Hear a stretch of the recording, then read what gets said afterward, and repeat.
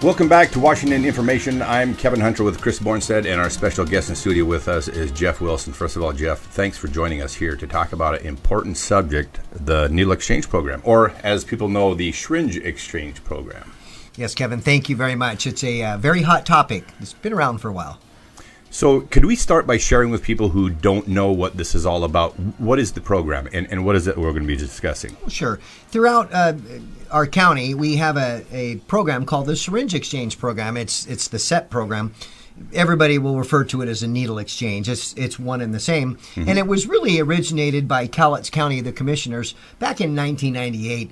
And it was geared up at that time to combat the communicable disease epidemic that was facing so many of our communities at that time, known as the HIV or the AIDS virus. And that, of course, had gathered all kinds of media attention. And we, as many communities throughout the United States, were struggling with ways to reduce the harm of the spread of not only the HIV-related virus, but also hepatitis C and other communicable diseases.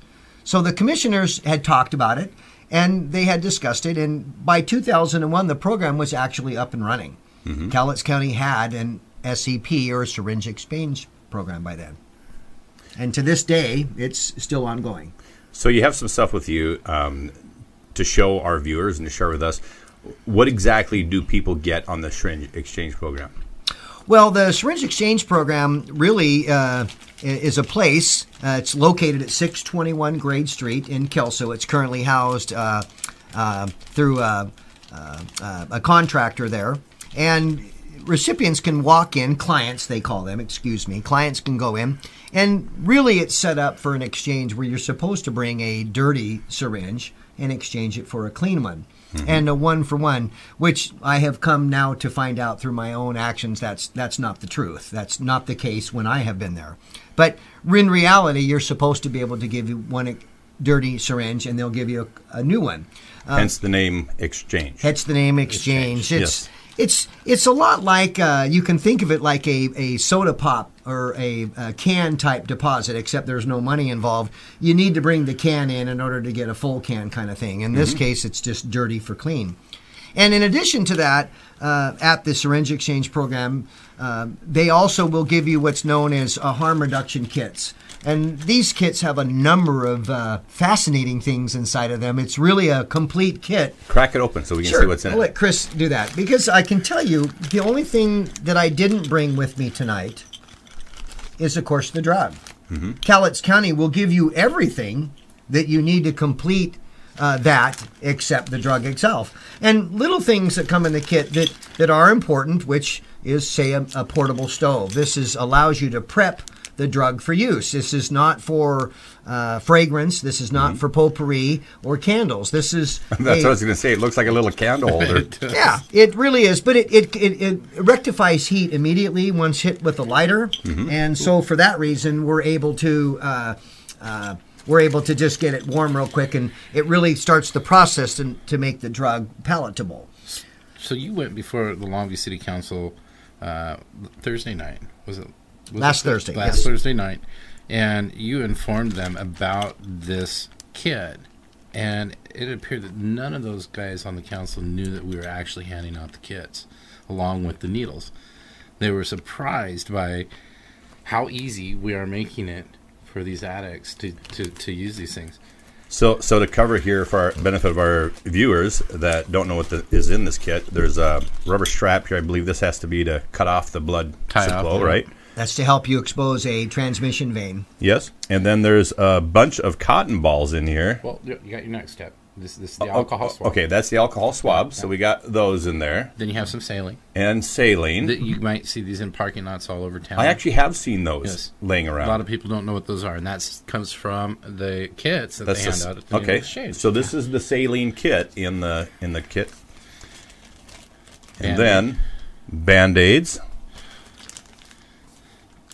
2 condoms. 2 condominiums, as the comedians say. And these five little ovens and a whole bunch of cotton balls. What are the cotton balls for? The cotton balls are to be used as a filter. It allows you to actually insert the tip of the syringe or the needle into the liquid, into the cotton ball, and it acts as a filter. It really improves your high, and it ensures that you're reducing some of the impurities to, of course, affect a better, I don't know how to say it, trip. But one thing that you'll notice, Kevin, and Chris has seen this, is that kit, most people were shocked, as Chris said, for the even existence of a kit. Mm-hmm. But once you think about it, all of the individual items in there, we see scattered all amongst our community. You'll see Q-tips and cotton balls, and you'll see condom wrappers, and you'll see bits and pieces of this, and you'll find out just how common we have already been seeing these discarded items throughout our community, which really can only be known by its proper name, in my opinion, and that's called drug pollution. This is the result of pollution that is discarded. There's no recycling program going on, so that is how we come to see these, because it's really polluting our community, like a form of refuse or garbage. So when you're talking about the amount of pollution, and actually I'm glad you brought that up, because I think about these items that I'm seeing here, and I think I've even seen some of these. I would have assumed that these were maybe caps off a sport drink or something like that. I don't know. I mean, they might look like a flat bottle cap because they might have been ran over. Right. Somebody might have stepped on them. They're very flimsy. Yeah. Well, if you think you've seen a lot of the portable stoves, I'd like to point out that you've seen the real portable stoves that you may not recognize. Mm-hmm. Most people will find that the user will, of course, take the aluminum beer or pop or energy drink can, cut it in half, smash it over, and flip it up that way. This is nothing other than Cowlitz County's issued stoves or ovens. The users that don't use the county issued gear, you'll see those cut pop cans throughout our community, and that's not a recycling effort. That's to make a stove. So once people start to think about this, they'll think just how commonplace these sightings of drug hardware, the drug pollution, is everywhere. Well, they're items that you wouldn't normally think that would be part of the drug pollution. Mm-hmm. And that, they're, like you guys said, this looks like a little candle that you get at the dollar store. The other thing that I'd say is that I'm kind of struck by how thorough the supply kit actually is, because if somebody wants to get engaged in illegal drugs, there's everything you need to have your habits right here on the tablecloth. Except the drug. And I will tell you, because the drug, of course, is an illegal substance, the hardware in itself is also a conflict. I, as you know, have picked up many needles throughout the community, and I have approached Kelso Police Department and Longview Police Department, and I have asked, what's going to happen to me if I get pulled over and in the back seat of my car or vehicles is either a new or a used syringe? Mm-hmm. And it's a misdemeanor. So even my janitorial efforts to help clean needles off the ground, it comes at a personal risk, because for us to actually clean up the pollution, there is a law consequence to that too. Now, obviously the law isn't applied. I don't know of anybody that's been charged or cited for, picking up needles. But I don't know if the user understands that as well either, because is there such thing as a responsible user? We find these discarded right next to garbage cans or places they can be put to not be found. I find them next to schools and playgrounds. I don't know about you. Yes. I was going to ask you that question, but before I do, what made you decide to start doing what you're doing publicly? Because we've seen you all over Facebook picking up needles and helping. And thank you, by the way, for doing that. A lot of people appreciate it a lot more than you know. Oh, thank you. But what made you make the decision to go out there and start cleaning this stuff up? What was kind of your trigger point? Well, for me, it was both business and professional, believe it or not. In May of 2015, I had still owned a local sanitation company, which is portable restrooms at the time, and so finding needles in portable restrooms in certain public places was something that I had expected. But from 2013 and 14 and 15, it seemed that they were becoming much more voluminous. We were finding more and more in our business. Then, of course, I was following a shelter that had opened up in Kelso. And I had read a program about what's called a good neighbor type program. And I was curious why I would always see needles close to that particular building. So in May, what I decided to do of 2015 is I actually sat down with the map of Cowlitz County, and I took 8 block sections and gridded out what I thought would be areas that I would go out walking. I wanted to know where the needles were coming from, if there was such a thing as a flow. Can they be tracked? So I simply went down to the local Walgreens and Rite Aid, and I bought Sharps containers. They're only $4 to $6 a container. I bought all the gear, the gloves, and of course I had pickup tools, and I had been in this business previously, so I'd been trained with pathogens, and I simply started to walk and pick.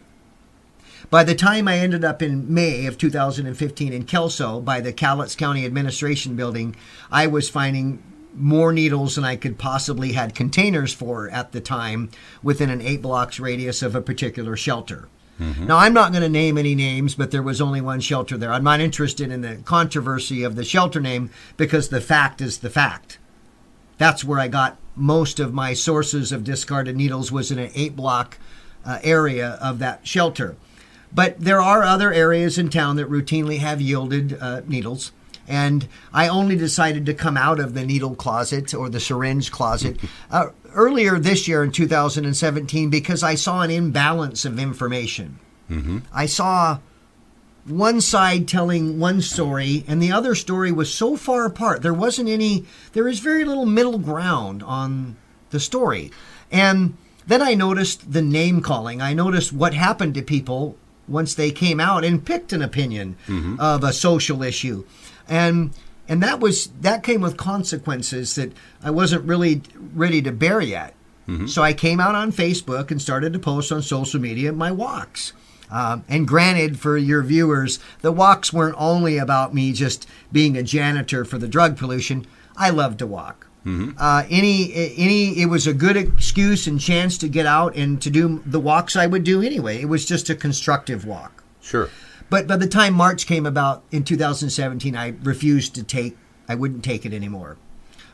People needed to know that there is borderline an epidemic, and I needed to find out where they were coming from. Why couldn't I keep up? Why could I go to the same place every week? And I wasn't finding less, Kevin or Chris. I was finding more. From 2015, my volumes were going up. And that alarmed me. Where are all the needles? I'd look up in the sky. Are they raining? Are they drive-by needle droppings? How are they getting there? And I will tell you, I'm not thrilled, of course, knowing what I know now. Well, I have some statistics in front of me, and you shared some of this data at the Longview City Council meeting. And so, but the numbers that I have written down here may not be exactly accurate. You can correct me if I'm wrong, but I understand that in 2010, so this was roughly 9 years when you mentioned that this program was in full steam ahead by 2001. So in 2010, 9 years later, there was over 300,000 needles that were distributed or supplied rather in this SEP program or the Syringe Exchange Program. But understand by 2016, last year, 867,000. So that number almost tripled in 6 years' time. It certainly did, and obviously it was tripling when I was starting to walk. The report that you mentioned is really titled the 2016 Opioid Report. It's issued by the Cowlitz County Health Department. Obviously, I didn't write it, or none of us are publishers or had any control of that. And you're correct. In there, it states that last year alone, that the 880+ thousand needles were distributed. And for your viewers, if you hold up the Easy Touch syringe, which is issued by Cowlitz County, you notice its length is 6 inches or so. If you were to take 880,000 needles and do the math, you really are looking at a road paved 5 to 7 miles end to end of syringes. You can't see that far. You've also demonstrated that you have the number one, you've given away more syringes than I believe any of the other 39 counties in the entire state. And yet, we only have a population of 100,000 roughly in our entire community.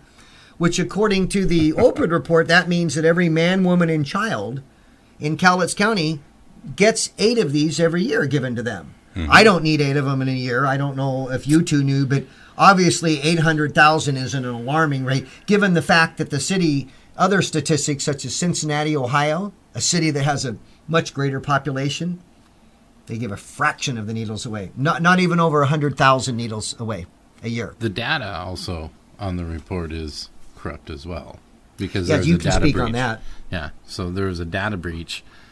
So they have estimated the numbers that you have there, the 800,000.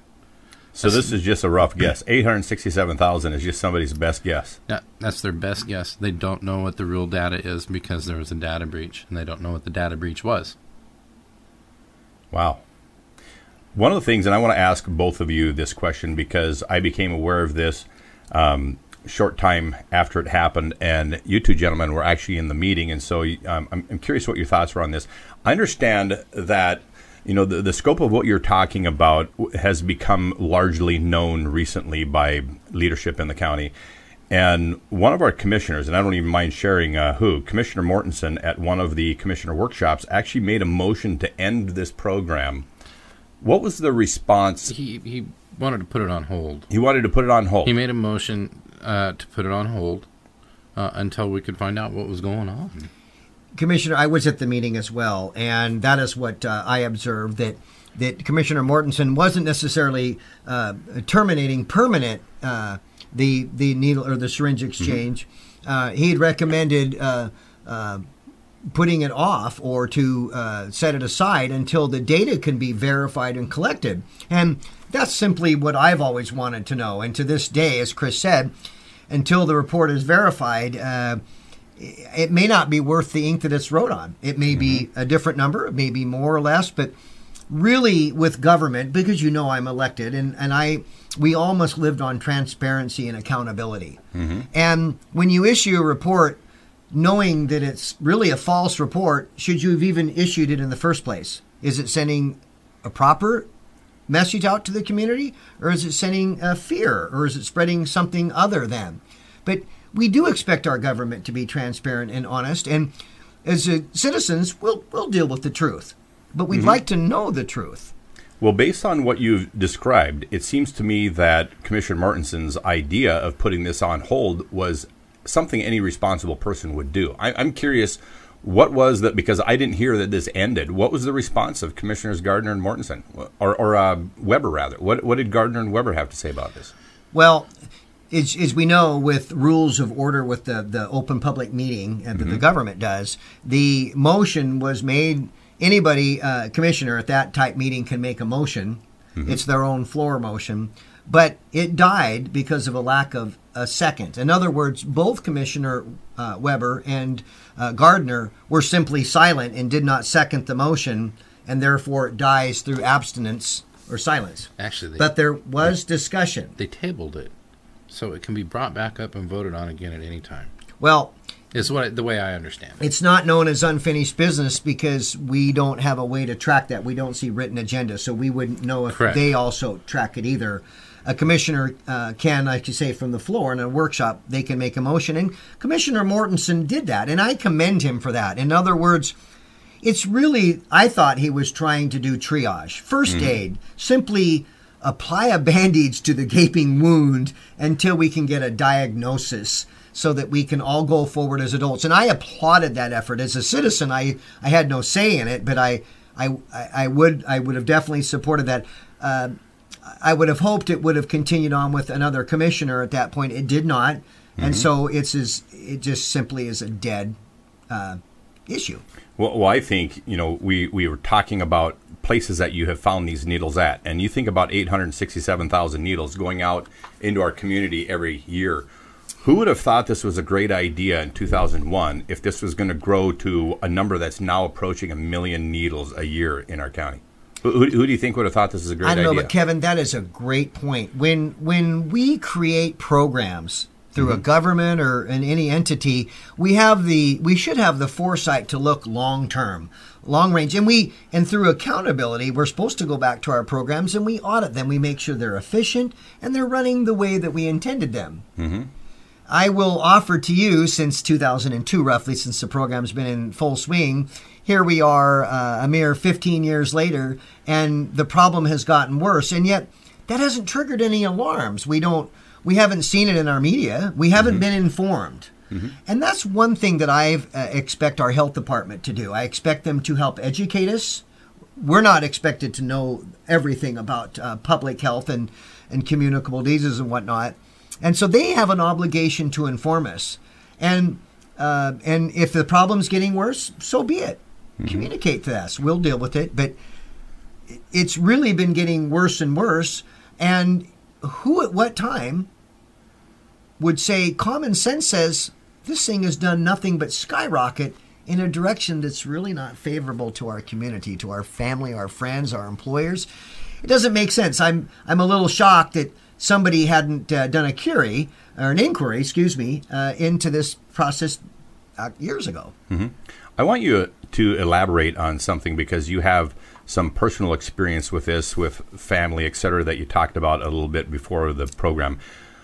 With this many needles out there, and you alluded to the fact that needles and drug paraphernalia that we're looking at here is actually a trigger for somebody who's an addict and who's on drugs. So this is not something that's actually helping address a drug problem.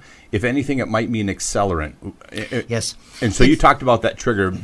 Elaborate on that a little bit. I can simplify it like this. If you are a substance abuser and you are a full-fledged addict of anything that takes this other than dietary or diabetic means, we're talking only illegal. We're really going to focus on the illegal drug here tonight.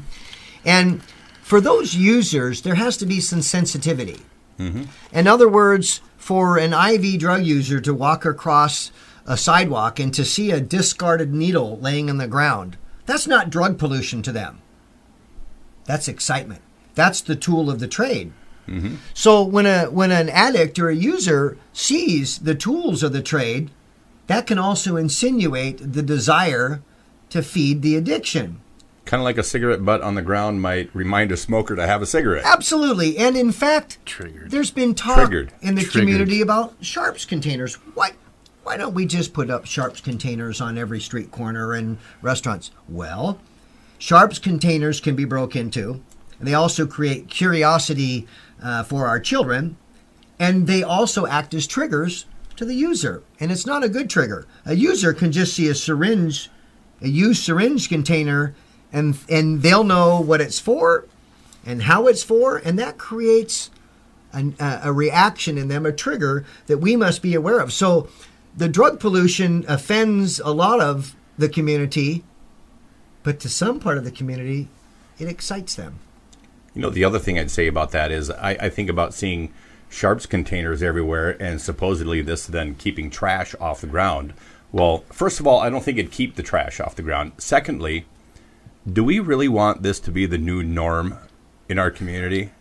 Do people really want to see sharps containers around everywhere and this type of paraphernalia on the ground? Kevin, all three of us love our area. Look at our beautiful Kalama, Kelso, Castle Rock, Longview, Tree City, USA. Are we supposed to change it to Tree City, USA that can hold sharps containers in our park? We've gotten to a point of being complacent in our community. And for those, and especially your viewers, Kevin, for those that this no longer shocks, for those that no longer get excited when they see these laying in the bushes or on the ground, that in fact is a bigger problem with our society. Because we've let ourselves become too conditioned to this. We are somewhat humiliated as a community. We don't want to feel guilty. We want to help every person, especially most vulnerable. We want to help the most vulnerable from themselves and from us for harm reduction. However, I think that the numbers clearly show, as you pointed out, this has been too successful. And it's one of the things that's on the rise that I don't want to brag about locally. The numbers are epidemic. Well, you're mentioning about harm reduction, and I'm thinking about, well, maybe this prevents the drug user from getting a disease, a communicable disease. But 867,000 syringes, if there's that many being dropped in our community, what about harm in terms of kids on playgrounds, kids in schoolyards, kids at the park? Let's talk about OD deaths. We are handing out 800,000 needles when we hold the state's record for opiate deaths last year. If we were talking about drive-by shootings and our government gave away bullets and all they had to do is supply the gun, you could do the math and probably expect murder, homicides, and suicides to go up. Mr. Bornstadt, you just nailed that. In fact, they've given so many away that it has actually driven the use up. They're going to deny that, but they have helped. Well, Kevin, you had a really good point on the tool itself, the syringe, and children. Obviously, to a child, unless they have some recognition through obviously an existing condition that are used to needles, I don't know of too many kids that can't wait to go to the doctor to get needles. So in doing so, kids are naturally curious. We love to play things. They put it in their mouth. They handle it.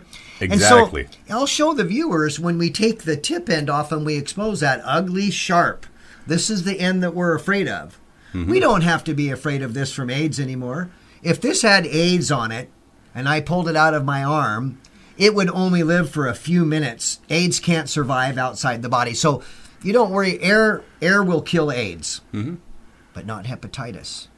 And more importantly, what I get most alarmed with people that defend the use of the needle, and they'll say, well, there's no pathogen. They can find a dirty needle. The chances of you getting hepatitis or something is very low. Okay. What happens when I find a syringe that still has liquid in it? Say the plunger is pulled back a little bit. Say it's pulled back a lot. Say there's something in here still. How are you to determine what that is? It could be rainwater. It could be caustic drain cleaner. It could be heroin. But if you get poked with this, you're going to go to the hospital and you're going to have a test and you're going to have to sit your life out for weeks while you wait. You can't have sexual visits with your spouse. There's certain things you cannot do while you're waiting for the test results. That fear alone, how is that harm reduction being done? Whose harm are we protecting? The user or the innocent person that gets stuck with this that has to go through such a duration waiting for the test? A question I want to ask you, Jeff, because there are some people that think when somebody goes out and does what you've done in the last couple of months or since May when you've been out collecting these needles and posting it on social media, you showed up at the city council in Longview to also share essentially the scope of what this problem is. You've been to commissioner workshops sharing with us. What do you say to people who think that maybe you're taking this too far? Well, I say to a lot of those people, we haven't taken it far enough. I'm not saying that we think you're taking it too far. I'm saying, what do you say to people who say Jeff's taking this too far? Well, you've got to understand, I'm no secret. I'm exactly like you two and like everybody else out there. I'm somebody's husband. I'm somebody's dad. I have parents. I have friends. And because I have the capacity to love and care for those people and whatnot, I want them to not be harmed. And unfortunately, as I admitted, some form of defeat. It's hard for me. I've been unable to keep up. Myself and others. I'm not the only one that tirelessly goes out in this community that does these things. And that's the problem. The well-intended can't even keep up with the ill-intended. And that's an imbalance. And I really wanted to bring the balance back of adult talks. We can come together as adults and we can choose because our county can choose. And for those that have chastised me because I'm an elected official, I am a port commissioner, District 1 commissioner for the Port of Longview. The Port of Longview is currently the fourth largest port in the state of Washington. We employ a number of people. In fact, we're the largest economic driver in the entire community. And having said that, we deal with businesses both domestic and foreign, import and export. When we go abroad and we try to attract family wage or industries to come to our community to invest their money, and to create the family wage jobs that we so need, I think it's only fair and fitting that our community is prepped with a workforce that is ready, willing, and able to go to work. Bingo. Quite frankly, I don't believe it's too much to ask to tell people to get ready to pass a UA test. Mm-hmm. As a port commissioner, from the very bottom to the very top, I love our Port of Longview. So much so I decided to become a public service to it. It has been full of challenges, but tons of rewards. But part of that does include investing into our people. People are the secret ingredient. People are the ingredient that will guarantee your success. Local unions have done a fine job of drug testing and whatnot, and a lot of existing employers do. Mm-hmm. As a port commissioner, I was more concerned about new companies and new ventures that come to our community that may wish to pull from our local resources of people that are unemployed, and we need to get those people ready to pass a drug test so that they can become gainfully employed and hopefully become a taxpayer instead of a tax taker. Mm-hmm. And that, my friend, is the economic success model that I will practice in the community. So as a port, I tell the naysayers that, no, I think it is part of my job. I must also walk the talk. I have to follow my own actions. Words don't mean enough. So you must act. A leader has to act.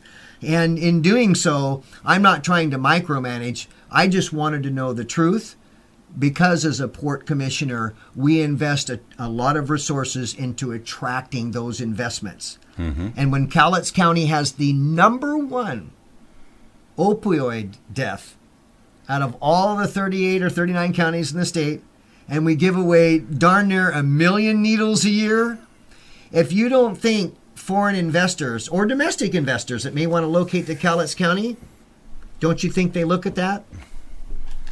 So economically, as an economic model, drug pollution is negative to our economy, and it's damaging to the growth of our community.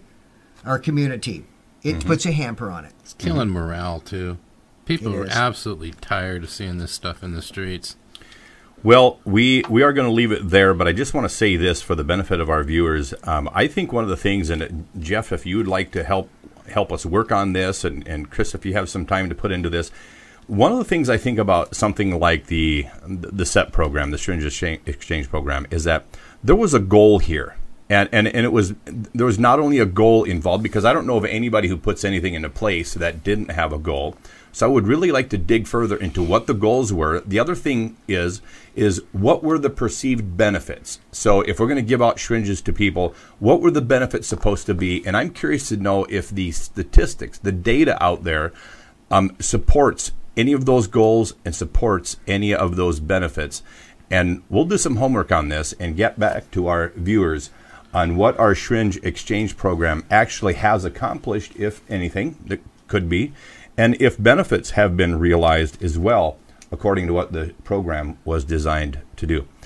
Kevin Hunter here with Chris Bornstead on Washington Information, and Jeff Wilson was our guest. Thanks, Jeff, for joining us here, and we look forward to having you again down the road to talk about this a little bit further. Thank you very much for having me.